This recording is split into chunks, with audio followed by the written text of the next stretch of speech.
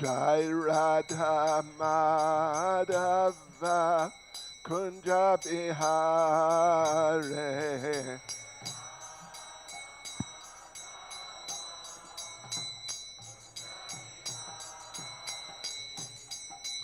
Gopi Jana Ballava Giribharadhare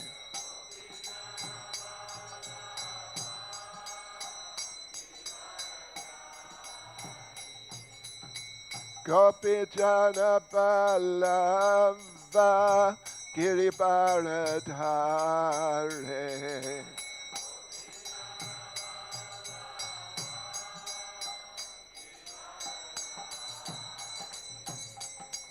Yashodanandana Raja Janaranjana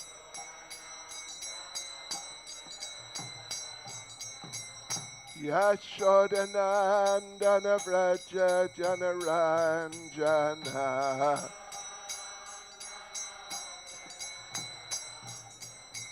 Yamunatira Vanachare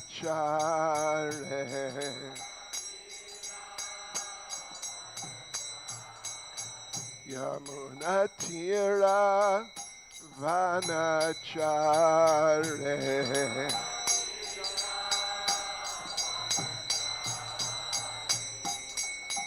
Jai Radha Madhava Kunja Bihare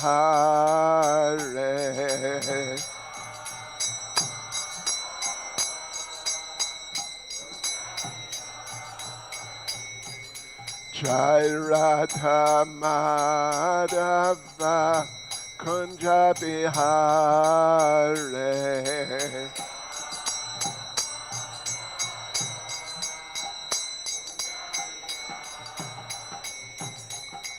Gopi Jana Ballava Giribharadhare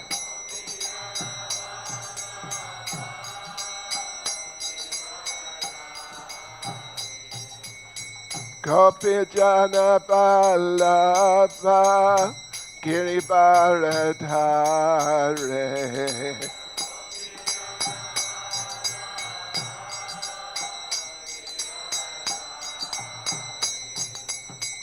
Yashodanandana Vraja Janaranjana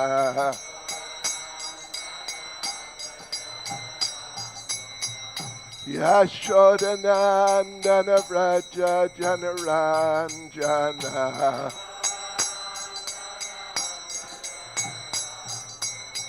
Yamunatira Vanachare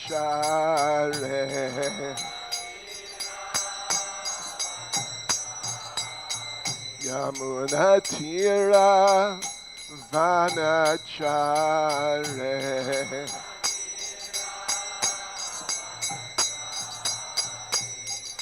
Jai Radha Madhava Kunja Bihare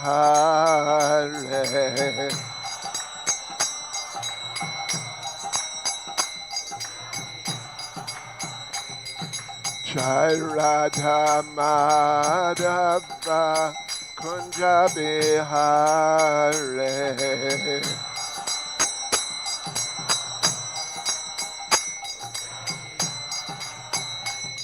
Jai Prabhupada Jai Prabhupada Prabhupada Jai Prabhupada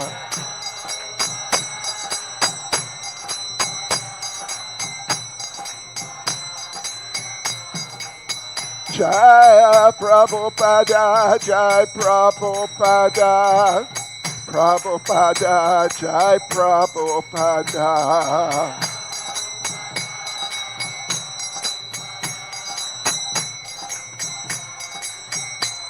Jai Jai Prabhupada Prabhupada Prabhupada Prabhupada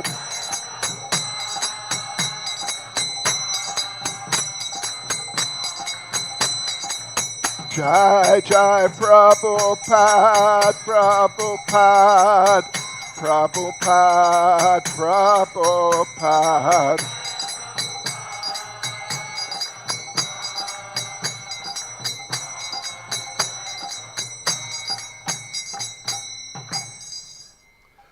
Jai Vishnupad, Paramahans, Parivrajakcharyas, Tadasasi Samad, His Divine Grace, A.C. Bhaktivedanta Swami, Srila Prabhupada Ki, ISKCON's founder Acharya, Srila Prabhupada Ki, Grantaraj Srimad Bhagavatam Ki, Shri Shri Radha Madhava Ki, Shri Shri Panchatattva Ki, Shri Nishingadev Bhagavan Ki, Gaur Premanande, all glories to their simul devotees, all glories to their simul devotees, all glories to their simul devotees, all glories to Sri Guru and Sri Gauranga, all glories to Srila Prabhupada.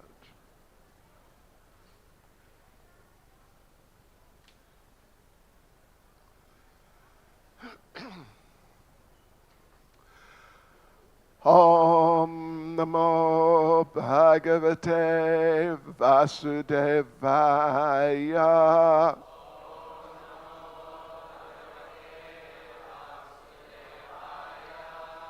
Om Namo Bhagavate Vasudevaya.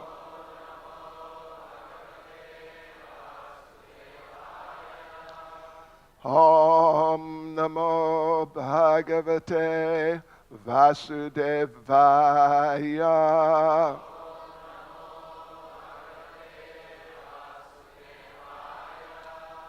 So this morning we are reading Srimad Bhagavatam, Canto 3, Chapter 14, Pregnancy of Diti in the Evening. And we are reading verses 15 and 16, and actually 16 is there on the board. I'll just read 15 first of all. Very short little purport, one sentence actually. So this is 15. Atha kuru kalyāṇaṁ, kāmam kamala-locana, ārtopasarpaṇaṁ bhūmann, amogham mahīyasi.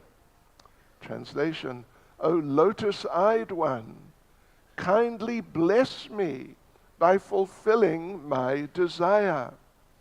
When someone in distress approaches a great person, his pleas should never go in vain. And this is Diti addressing her husband Kasyapa. And just little purport from Srila Prabhupada. Diti knew well that her request might be rejected because of the untimely situation, but she pleaded that when there's an emergency or a distressful condition, there is no consideration of time or situation. And now verse 16. Iti tam vira maricha kripanam baho bashinem pratyahanunanayam vacha pravridananga kashmalam iti tam vira maricha kripanam bahubashinim pratyahanunayan vacha pravridananga kashmalam Iti tam vira maricha kripanam bahubhashinim pratyaham munayan vacha pravridananga kashmalam iti tam vira maricha kripanam bahubhashinim pratyahanu nayan vacha pravridananga kashmalam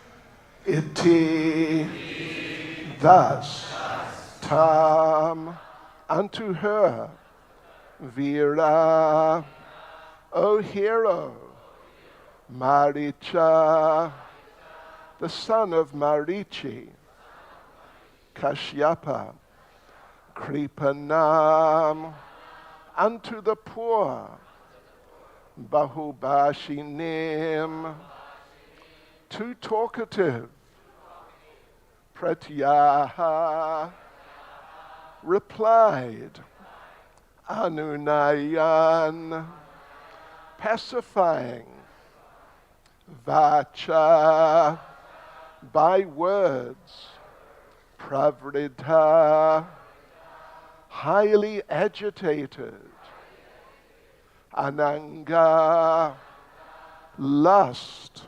kashmalam, contaminated. Translation: O hero Vidura, Diti, being thus afflicted by the contamination of lust, and therefore poor and talkative, was pacified by the son of Marichi in suitable words. Purport by Srila Prabhupada. When a man or woman is afflicted by the lust of sex desire, it is to be understood as sinful contamination. Kasyapa was engaged in his spiritual activities, but he did not have sufficient strength to refuse his wife, who was thus afflicted. He could have refused her with strong words, expressing impossibility, but he was not as spiritually strong as Vidura. Vidura is addressed here as a hero, because no one is stronger in self-control than a devotee of the Lord. It appears that Kasyapa was already inclined to have sexual enjoyment with his wife, and because he was not a strong man, he tried to dissuade her only with pacifying words. I'll read the verse again. Ititam vira maricha kripanam bahubashinim pratyahanu nayan vacha pravridanangakashnalam. O hero Vidura, Diti, being thus afflicted by the contamination of lust, and therefore poor and talkative, was pacified by the son of Marichi in suitable words. Namah Vishnupadaya Krishna Prestaya Bhutale Shrimati Bhakti. Yes, well, this is very relevant. Well, this is very relevant, very important subject matter, and this is a famous part of Srimad Bhagavatam, just leading up to the appearance of Hiranyaksha and Hiranyakashipu. And of course, they're extremely well known, very dramatic demons. So anyway, situation, I'm imagine you've all been following the classes. You know the basic situation that Diti, one of the daughters of Daksha, and what was it? I think 13 of them or something like that. They got married to Kasyapa, who it was felt would be a very suitable husband for them. But, as we see here, he doesn't really have so much Shakti like the Shakti of a Krishna conscious husband, at least we can say. And of course Kasyapa is not exactly a devotee, certainly not really a pure devotee on the level of, say, Vidura, who's also here in this verse. Vidura is just a really wonderful devotee, great devotee, spiritually strong and able to deal with any challenging situation, but Kasyapa is not on that level. And therefore, anyway, we'll see. I will not do a spoiler, but I think you all know anyway what's going to happen. He's going to just give in. Yeah, he's not like Vidura. Vidura is addressed here specifically in the Sanskrit as Vira, as a hero, because he's such a strong devotee, able to withstand different attractions and challenges and so on like that. And Prabhupada makes the point in the Purport, of course, that in general, devotees, well, Vidura is kind of representing, you could say, devotees in general, at least little more advanced devotees, that they're able to deal with challenges like this.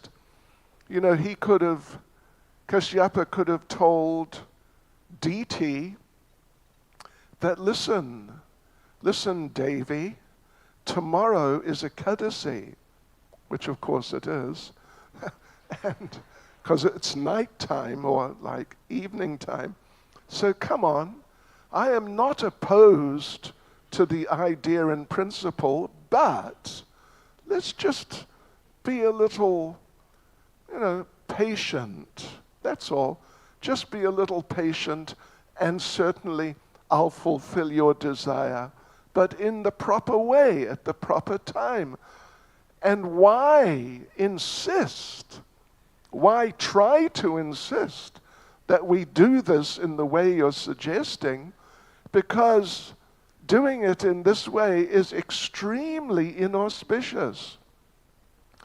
And the result, it's not just it's not just sort of like it's not nice, it's inauspicious in that sense, but it's inauspicious in the sense there are going to be consequences which are going to be extremely difficult to deal with, or even not possible, just like extremely destructive.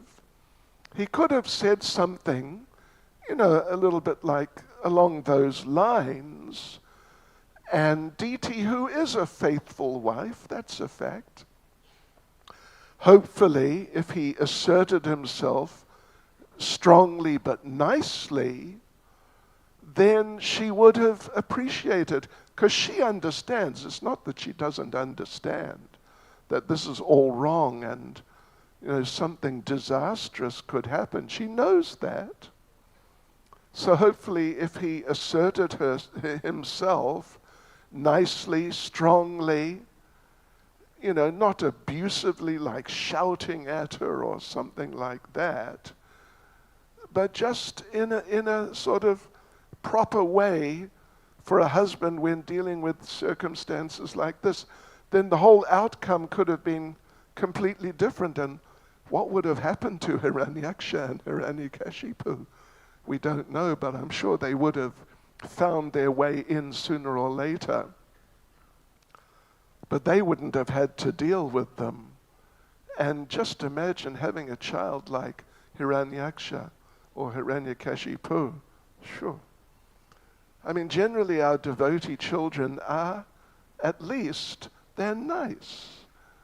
Generally, I only, in my quite a number of years of experience, I've only known one devotee child or child born in a devotee family who was not nice and who was just really horrific, like a real sort of living disaster. And that was, what a challenge for the poor parents. Just for some satisfaction, some pleasure, brief pleasure, you get so many years, 20 years or whatever it may be, of battling 24/7. So, yeah, it makes sense, doesn't it? But anyway, Prabhupada in the Purport is focusing particularly on the point of lust in the form, in this case, of sex desire. And we read and we hear Prabhupada talking about big, powerful men, but materialistic, big, powerful men being overcome by beautiful women. Maybe the best known, or at least one of the ones that I know very well and Prabhupada referred to, was Julius Caesar with Cleopatra. Probably, I don't know really, but I'm sure many of you have heard of that. And he ended up dead as a result. Yes. And then his sidekick or something like that, Anthony, he got involved with Cleopatra and he ended up dead. And then she ended up dead. I mean, of course, everyone ends up dead, but she poisoned herself because it was just too much, the whole situation. Anyway, we won't go back into sort of Roman, Egyptian history, but Shakespeare wrote a play about that. Whew, dramatic. So yes, so these people, Julius Caesar, big emperor and warrior, like he was right there in the battles. And Anthony, same type of person. They weren't managing things in the background in some safe sort of bunker where no one would be able to catch them. They were right there. So they really were big heroes.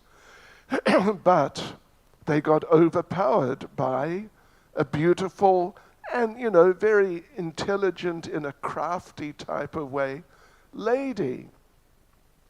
And material life works like this. One has to be very careful. Not just men, but men and women, we all have to be very careful. And we know what Krishna says in Bhagavad Gita. Jayato vishayam pumsa sangasteshu pajayate sangat sanjayate kama kamat krodho bijayate. That's a verse we should all learn, actually. While contemplating the objects of the senses, a person develops attachment for them, and from such attachment, lust develops. And then from lust, well, the materialists would say, happiness arises. That's the idea. I mean, that's the conviction. They just, they're fixed in that idea. But unfortunately, kamat krodo bijayate. From lust, anger arises. Because when the term lust is used here in this particular context, it means that the person actually does it. Not just lust like, feeling attracted in this way or that. Shishi Radha Madhava Shri Panchatattva Shagavan Ki Jai. Yeah, not just lust. I mean, that's already happened. From attachment, lust develops. But now this is lust in the really manifest sense of just going for it and doing it. So, but the problem is, of course, it's just one of the most foundational concepts in Krishna consciousness is that we are all eternal spirit souls, and lust is to do with the material body. We have material bodies, and therefore lust is prone to arise. But because we're all eternal spirit souls, it doesn't really work. Means lust is expressed, is manifest in action, in this particular case in the form of sex life, but it could be, there's so many lusty types of activities for sense gratification. Sense gratification of the material body, but because we're eternal spirit souls, even though there's a little flash, just a brief experience of a little pleasure, but because we're spirit souls, it doesn't last, it's not very deep at all, and before you know it's gone, and your expectations that from this I will get some lasting satisfaction, those expectations are not fulfilled, and rather one is left sort of empty and seeing that it just didn't work. One devotee told me, a British devotee, that he met, would you believe, Mick Jagger. Have you heard of Mick Jagger? If not, that's good. Just don't worry about it. But if you have, you'd know who he is. And him and his colleagues, their famous song, one of their most famous, maybe most famous, I can't get no satisfaction. And I tried, but I just couldn't get satisfaction. So devotees told me he met him somewhere in London and asked him, did you get satisfaction yet? And Mick Jagger said, no, not yet, but we're still working on it. Anyway, I don't know, but that's what I was told by the devotee. Because it just, in principle, it doesn't work. And therefore one should not have that sort of expectation, that sort of hope. But one should understand that satisfaction exists, but it's in a whole different context, a whole different realm of existence, and a whole different way of life, and a whole different perspective on life. So Kasyapa, because he's not, not that he's not a special person in Vedic terms.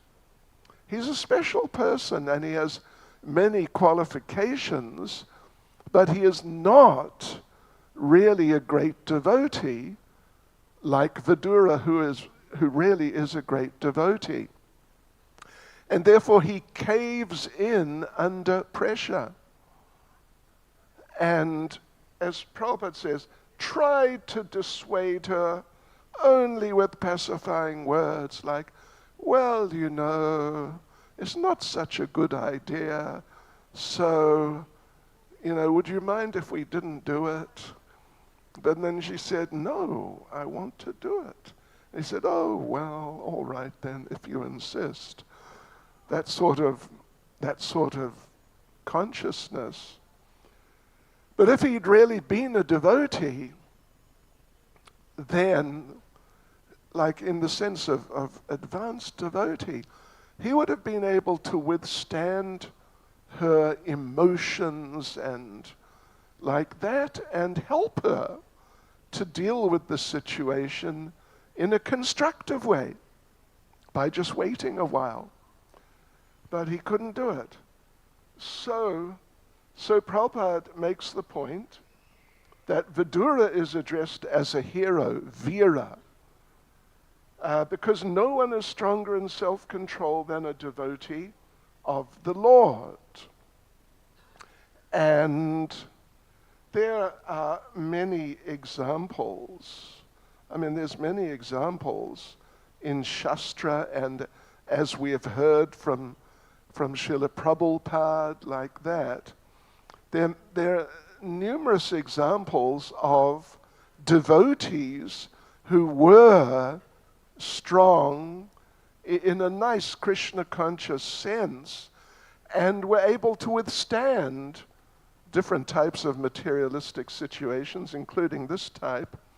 And there are examples of like Vedic sages and Vedic personalities who were not exactly devotees and were faced with situations of this type or something related, and they just couldn't deal with it, and they just succumbed to it. So, of course, famous example which Prabhupada refers to on numerous occasions is Vishvamitra with Menika. I think you all know about that, don't you? I would imagine. Yeah, anyway, Vishvamitra, he's a big sage. He's not just some ordinary materialist working in the factory or, just trying to drink liquor and enjoy life. He's a sage. He's a saintly person in certain important ways, but not exactly an advanced devotee. So there he was performing austerities for how many thousand years, I forget, maybe it was 60, but it was plenty, long time. And Lord Indra became anxious, thinking he's going to become so powerful, he'll come and kick me out. So he sent one of his leading, what described in sort of, what would you say, not exactly charitable terms, but just in certain terms as a society girl.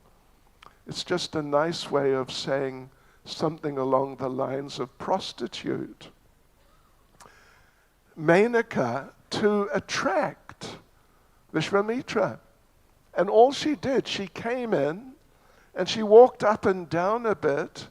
He had his eyes closed so he didn't even see her. But the way Prabhupada describes it is that she had ankle bells on And he heard the ankle bells, that's all. He just heard the ankle bells, and that was enough, at least for starters, for him to just lose it and open his eyes, and then he saw her, and whew, then he was just gone completely.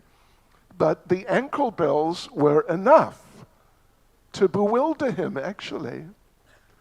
You know, I don't want to be sort of chauvinistic or something related, but maybe that's an argument for ladies not to wear ankle bells. Excuse me, sorry. Maybe I shouldn't have said that. But anyway, that's how it's described.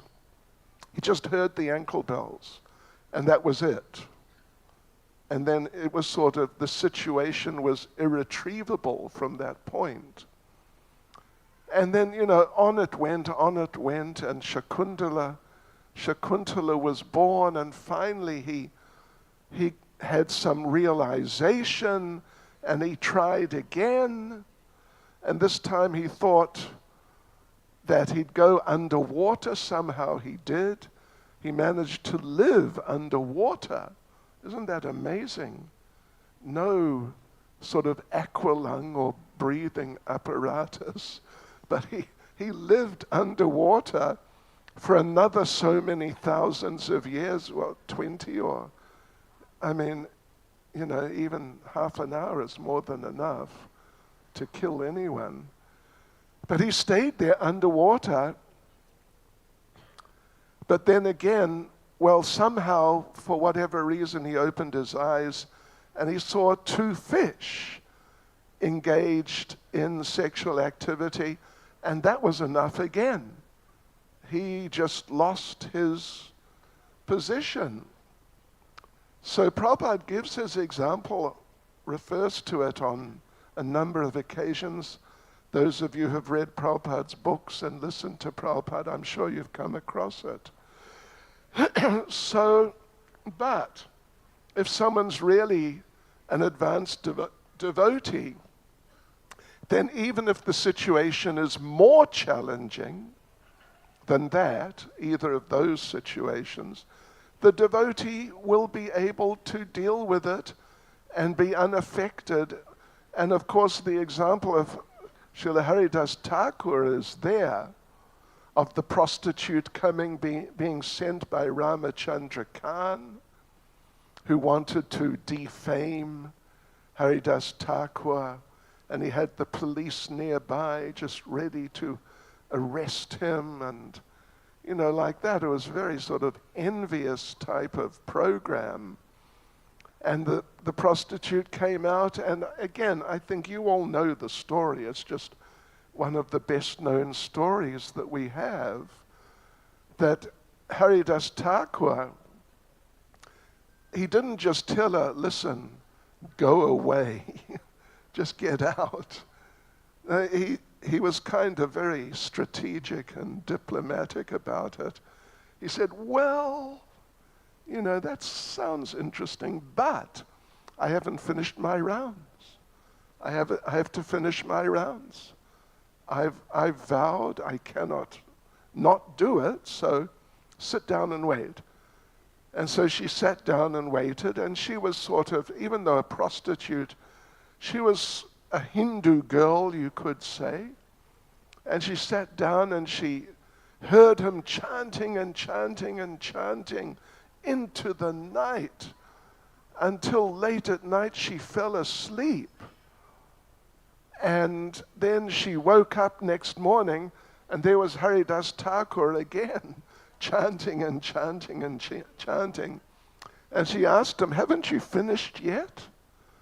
He said, yeah, that was yesterday's rounds. Now I'm doing today's rounds. So just, you know, patience is a virtue. So just relax. But then that chanting, his pure chanting, just entered her heart and just transformed her into a devotee on the spot. And not just, you know, a devotee in a sort of general or broad sense, but like an advanced devotee. And she just gave up everything basically on the spot and became a fully dedicated devotee. Yes, so Haridas Thakur, not only did he withstand the attraction of some beautiful young lady who's kind of showing off in different ways, trying to attract him, not only did he withstand that, but he transformed her into a devotee, like really on the spot. It's one thing to convince someone, okay, I'll start chanting or something like that. It's another thing to get a person to become really advanced so quickly. So that's a classic example. Yeah, and self-control as opposed to becoming influenced by some sort of lower tendencies. This is lust, but there's also like enviousness. And there's an interesting little story I was told by one devotee. It's not, to my knowledge, been recorded. I haven't seen it in the Veda base or come across it, but he swears it's true, that Srila Prabhupada was having like a darshan with one devotee who was struggling with being tolerant. He was working with some other devotee who, at least according to him, was a little kind of antisocial or something like, difficult person. And so the devotee's telling Srila Prabhupada that, Srila Prabhupada, I'm working with this devotee, but it's so difficult, it's too difficult. Because he does this, he does that, and he does different things, and it's just really not good at all. And Prabhupada, I can't tolerate it. So I need to do something else. And at least as we were told, Srila Prabhupada said, well, he's a devotee. He's a devotee, so try to tolerate him and work with him. But the devotee again repeated that, he does this, he does that, and he's just too difficult, eccentric, or something like that. And Srila Prabhupada, I cannot tolerate him. So I must do something else. I can't tolerate him. And Srila Prabhupada answered that, please, he's a devotee. Try to tolerate him as I tolerate you. If you got that one, it's a good one. Because no matter how nice you try to be, there's always going to be at least one person who's tolerating you. That's just life in the material world, particularly when you're involved in a fairly large community. Yeah, there'll always be someone who, when you come, they think, oh my gosh, it's him again. Yes. So, anyway, of course, we have to learn to tolerate, because when the time of death comes, then it's too late to start learning how to tolerate. You got to have already cultivated some tolerance. And, in the pastimes of Lord Chaitanya, there's a very nice incident. It's described in detail in Caitanya Bhagavatam. Lord Chaitanya was doing his nocturnal kirtans at Srivas Angan, just down the road a little ways.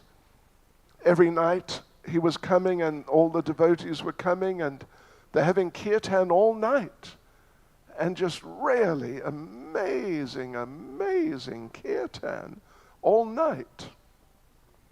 And one night, Srivas, because this is going on in his place, Srivas, one son, somehow died, somehow passed away. somehow or other.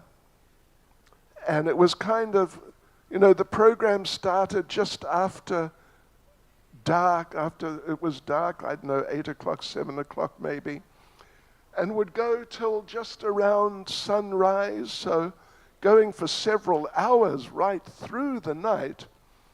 And this boy passed away right in the earlier part. And of course, Malini, the wife of Srivas, and other ladies who were involved with the family, they were very distressed. Naturally, it's only natural. They became very emotional and upset. And Srivas told them that, no, please, don't be like this. Control yourselves. Don't show emotion like this.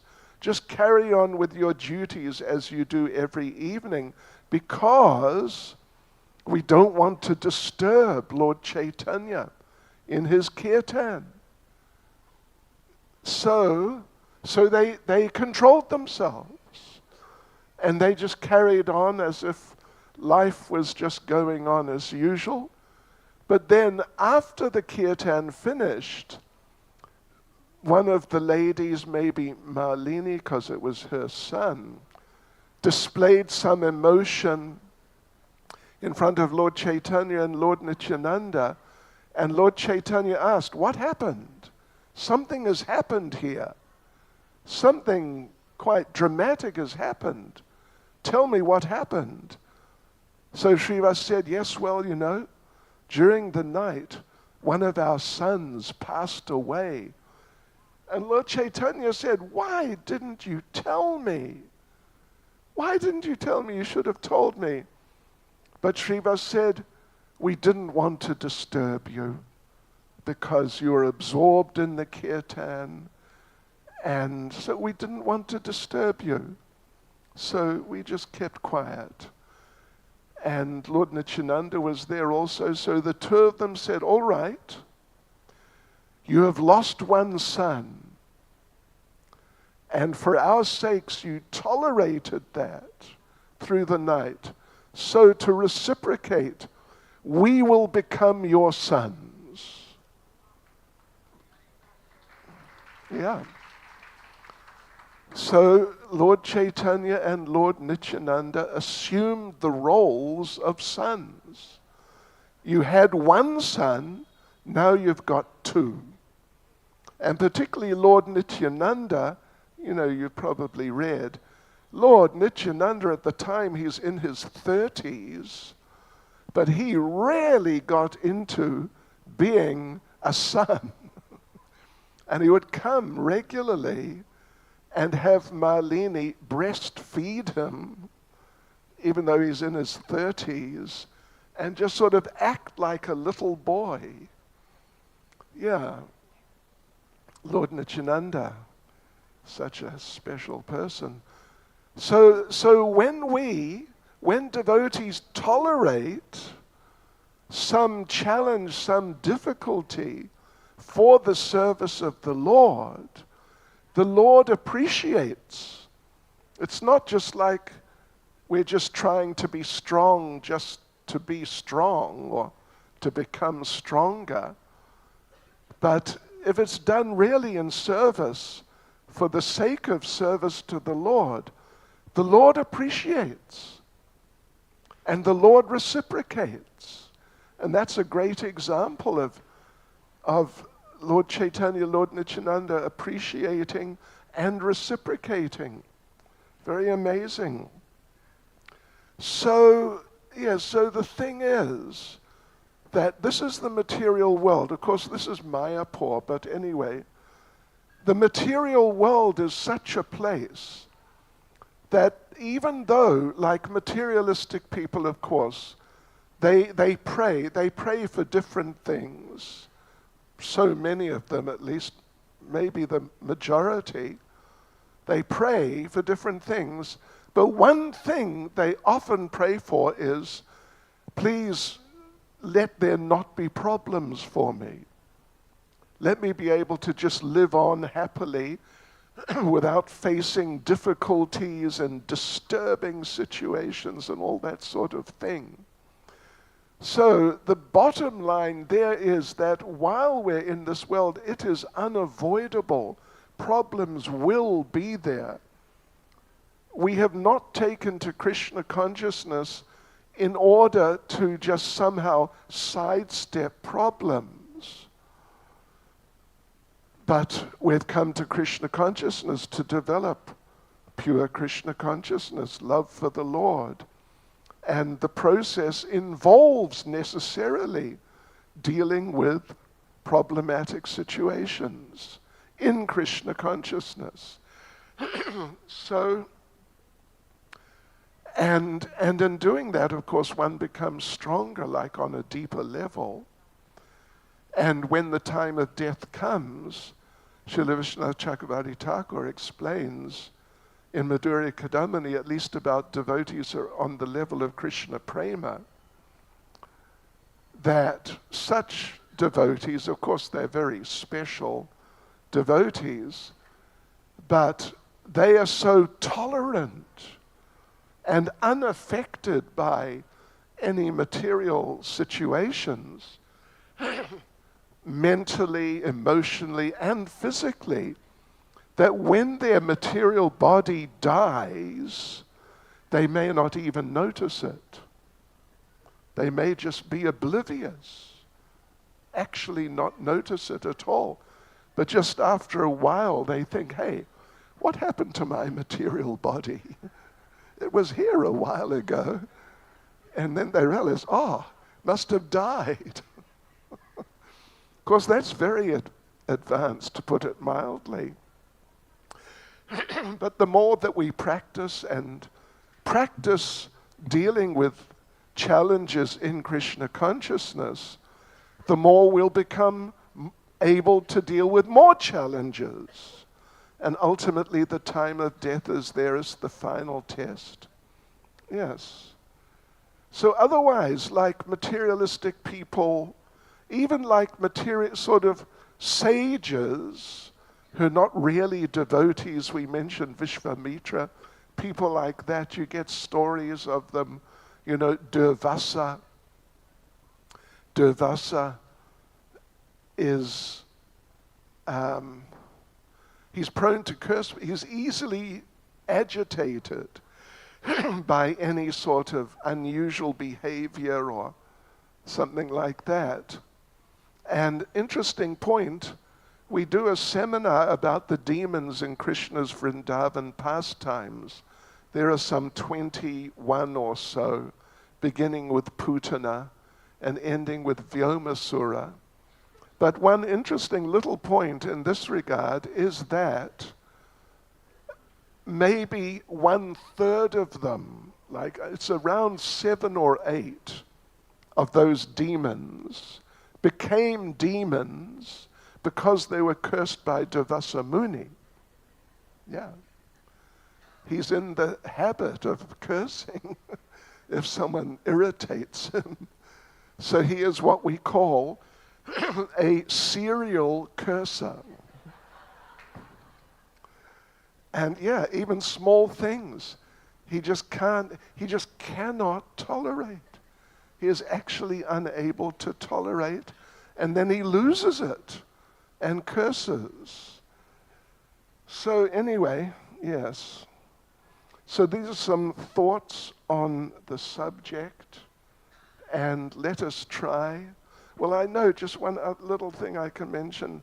Bhakti Caitanya Maharaj, very dear devotee, he said that when I see a test coming, some challenge is coming my way, then I think, here comes Krishna in the form of a test, and he welcomes it. Not like, oh no, it's another test, oh my gosh. So yeah, we have to pray to Krishna, not exactly that, please don't make it too difficult, but pray to Krishna, please help me to deal with the tests which are going to come. and help me in that way to become closer to you in service to you. Hare Krishna, Srila Prabhupada K.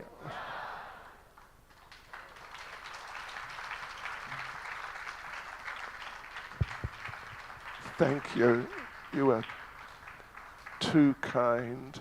Now the thing is, we're already a couple of minutes over time, so they will probably take action against me if we take questions. Maybe just one from one of the senior devotees, comment, question, just one, or if not, we'll just, yes, Hare Krishna Maharaj. Thank you so much for the class. Maharaj, you brought up the point of Durvasa Muni, who cursed so many, 7, 8 demons. Right. So could you speak about how the curse, is it just a curse, or was it also a blessing because they got to meet Krishna? I see. Okay. Yes, well, first of all, they were just curses. Just, anger. Just, become whatever, something. But then, generally what happens is the person who's being cursed is a devotee, actually. Yeah. So then they, understanding, wow, I've just made a serious mistake. Then they fall at his feet and beg him for mercy and apologize and so on. So generally he then says, all right. Like in one case, just wait for Kali Yuga, it's only a few 100,000 years, and Krishna will come and deliver you. And the devotee said, thank you so much. So it usually works like that. Hare Krishna, Srila Prabhupada Ki Jai.